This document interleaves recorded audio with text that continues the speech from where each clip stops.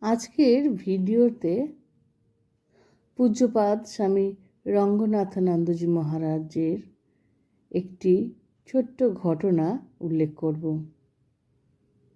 সেই ঘটনাটি মাধ্যমে আমরা ঠাকুর মার আন্তরিকতা, ভালোবাসা, সকলকে নিজের করে নেওয়া যে শিক্ষা দিয়েছেন বা দিয়ে চলেছেন, সেটাই আরও একবার নিজেরা শুনে নেব বা শিখে নেব।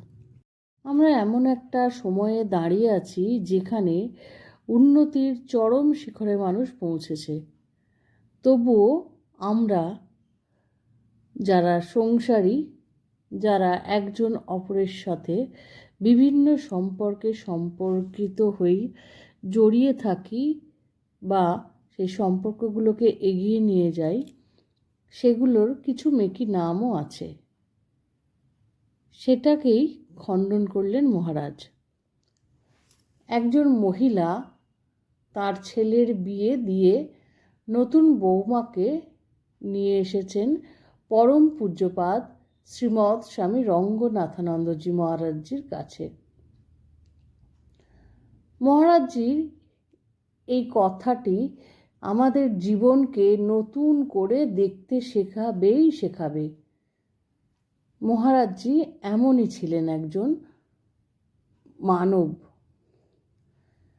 সেই মহিলা যখন তার নতুন বৌমাকে মহারাজজিকে আশীর্বাদ নেওয়ার জন্য নিয়ে এসেছেন, পূজ্যপাদ মহারাজজির সাথে পুত্রবধূর পরিচয় করিয়ে দিয়ে বললেন, "She is my daughter-in-law. Please Maharaj blessed her." বাংলায় বলতে গেলে এরকমই মানে দাঁড়ায়, এ হলো আমার পুত্রবধূ, দয়া করে মহারাজ তাকে আশীর্বাদ করুন। প্রত্যুত্তরে মহারাজজি বললেন, "হু আর ইউ? তুমি কে?" মহিলাটি উত্তরে বললেন, "I am her mother in law", অর্থাৎ কিনা আমি তার শাশুড়ি মা।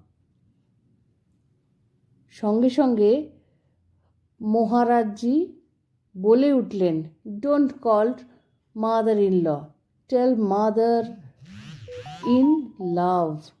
C is your daughter in love, not daughter in ল।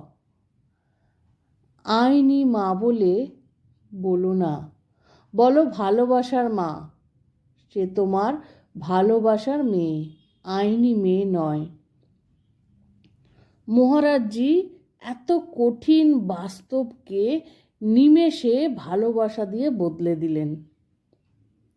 ঠাকুর মা স্বামীজি তথা মহারাজজিরা তো এইরকমই, লোহার থেকেও শক্ত কথাকে নিমেষের মধ্যে আমাদের সামনে জলে পরিণত করে দেন, তাদের বোঝাবার ধরন দিয়ে, তাদের সুন্দর মানবিকতা, মানসিকতা ও বিচক্ষণতা দিয়ে।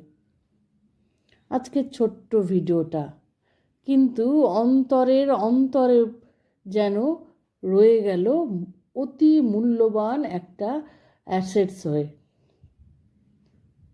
কেমন লাগলো? আশা করি ভালো লেগেছে এই ছোট্ট ভিডিওটা। ভালো লাগলে সঙ্গে থাকবেন। শ্রী শ্রী ঠাকুর মা স্বামীজি, আমার গুরু মহারাজ এবং অন্যান্য মহারাজদের শ্রীচরণে শত কোটি প্রণাম। কিন্তু ছোট্ট দুটো সেন্টেন্সই আমাদের জন্য জীবনের চলার পথটাকেই যেন পাল্টে দিল। কে কে আমার সঙ্গে একমত কমেন্টের মাধ্যমে জানাবে।